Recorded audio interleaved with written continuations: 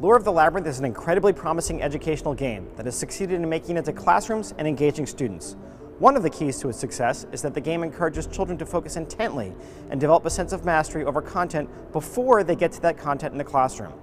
The intriguing math-based puzzles in Labyrinth are wrapped in an exciting narrative game designed to engage both single players and collaborative teams alike. Scott Osterweil is going to take over now and talk to Dan Roy, a fellow game designer and accomplice in the creation of Lure of the Labyrinth.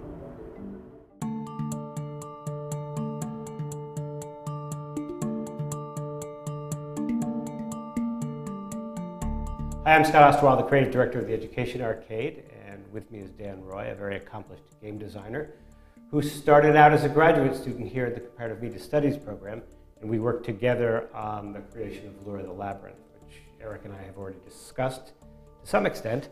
But today we're going to talk about the prototyping process. Hi, Dan. Hi, Scott.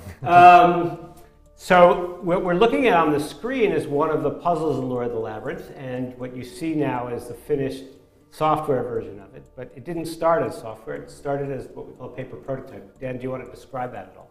Yeah, sure. Hi, everyone. Thanks for tuning in. So this was a really fun one to prototype. This is called the cafeteria puzzle, and just to give you a really brief overview, the goal is to feed all of these monsters in the cafeteria. You're sort of the stand-in lunch lady, and they all want different amounts of each type of food.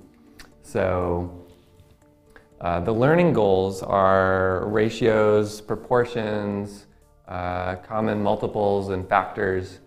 And we wanted to figure out a way to teach this where you could really learn bit by bit. Each time through, you could build your intuition a little bit, develop a hypothesis, and test it. And so we didn't expect that you would succeed on your first time or your first few times, but we did expect that you'd have a little bit more intention each time you play. So in this version, I just played it a little bit. You get some food and you've got to figure out who wants it, and you do that over time you come to realize that different monsters want different amounts, and you start to get the evidence of what amounts they want, and you hopefully successfully deliver it to the right one. But until you do, you place something in the wrong place, it automatically pops up and ends up on another tray, which is your first bit of information about where things belong. So let's hit it once again just to see how it works. So we get some food. We don't know who wants what amount. We know it's not Gollum because she has that food type already. She already has that food, that's right. So although I have some hunches, I'm going to just play it as if I don't know. And he doesn't want it, and it ends up over there. So I can now start to see things about the relationships. For example, the squid always wants twice as much as the golem. Now, I may not know that the first time I play the game, but over time as I play the game, I figure that out. And they say things which begin to clue me into that method. So what I love about this puzzle and some of the other puzzles in this game is there's actually different ways to think about it. For example, you can think about it with ratios.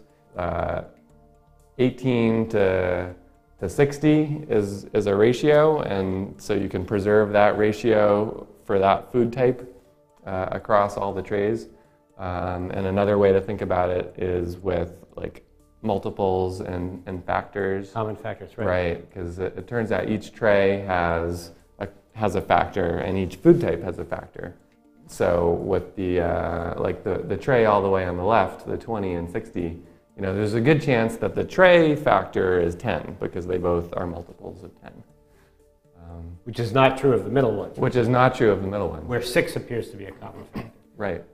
Say a little bit about the paper prototyping that we did. Yeah. So, this is a game that actually closely resembles the paper prototype that we started off with. We had this art. We had a great artist on the team, Christina Drzajic, and she drew all these monsters, and we had the food types, and we just basically... On little pieces of paper. On little pieces of paper, exactly. And then we would just sit across from some kids and say, like, where do you think this goes? and let them play with it. Yeah. And then we would act as the computer. So they'd put it down on a tray, and then we experimented with different kinds of feedback, like no feedback, or saying that's too much, that's too little, or saying like, this monster wants the same amount as this other monster, or twice as much, that kind of thing. And the other thing we did was we actually acted out the voices of the monster. One of the things I've learned from past experience is that even in crude prototypes, if you give the player some sense of the story and the drama, you can actually gauge their investment. If someone's really interested in the story or not, really interested in the problem or not. And it's critical as a designer to be rigorous with yourself as you do this prototyping and make sure that you're satisfied with the way the player's reacting. Don't tell yourself, oh, well, they'll like it better in software. Right. In other words, they've got to really enjoy the paper prototype. Yeah. If not, you need to keep working on it. And in fact, I think the thing we worked on this one was the feedback.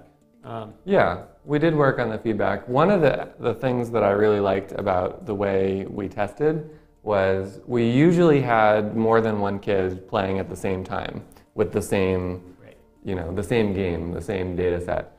So, and what that helped us do is really hear their thought process, because they'd have to talk to each other.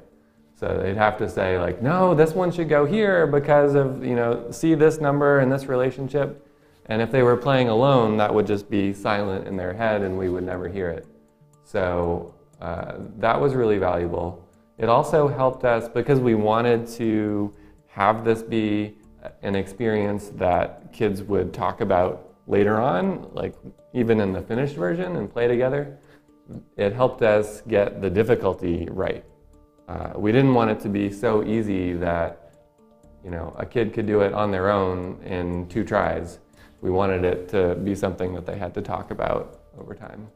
And mostly, you don't want it to be too easy because then it's not interesting to the player. Right. You also probably, if it's too easy, you may have set it up in a way in which the player actually isn't challenged to think hard about it. So you want to sort of get at a level where they've got to really think through things and maybe come up with new understanding, new concepts as they play.